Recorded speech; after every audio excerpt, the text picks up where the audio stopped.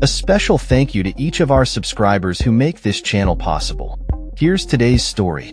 In a significant announcement made on August 14, 2025, Israel's far-right finance minister, Bezalel Smotrich, revealed plans for the construction of a contentious settlement in the Israeli-occupied West Bank. This development has raised alarms among Palestinians and human rights groups, who argue that it could effectively divide the West Bank into two separate territories, jeopardizing any future aspirations for a Palestinian state. Smotrich's remarks were clear. This reality finally buries the idea of a Palestinian state because there is nothing to recognize and no one to recognize. As several major U.S. allies prepare to recognize a Palestinian state in September, the implications of this announcement are profound. The E1 settlement, located east of Jerusalem, has been a point of contention for over 2 decades, previously halted due to pressure from U.S. administrations.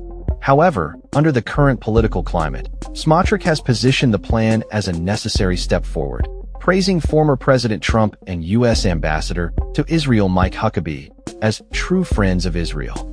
The proposed E1 development includes approximately 3,500 apartments aimed at expanding the existing settlement of Ma'ale Adumim.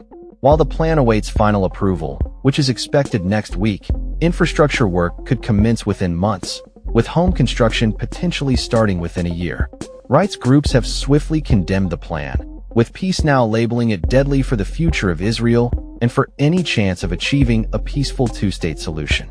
The Palestinian Foreign Ministry has characterized the plan as an extension of what they describe as genocide, displacement, and annexation. The Israeli government has historically denied these accusations, asserting that the settlements are legitimate. The lack of clarity regarding Prime Minister Netanyahu's support for the E1 plan has left many speculating about the future trajectory of Israeli-Palestinian relations. Smotrich's popularity has reportedly declined in recent months, with polls indicating that his party may not secure any seats in future parliamentary elections. The timing of this announcement is particularly noteworthy, as it coincides with rising tensions following the Hamas-led attacks and subsequent military actions in Gaza. Critics argue that the E1 settlement plan is not only a strategic move to solidify Israeli presence in the West Bank, but also a direct challenge to international efforts aimed at achieving peace. International observers are closely monitoring the situation, as the construction of new settlements typically escalates tensions in the region. As the world watches, the question remains: will this be the final nail in the coffin for a viable Palestinian state, or will it spark renewed efforts for peace? The coming weeks will be crucial in determining the fate of the E1 settlement and its broader implications for Israeli-Palestinian relations.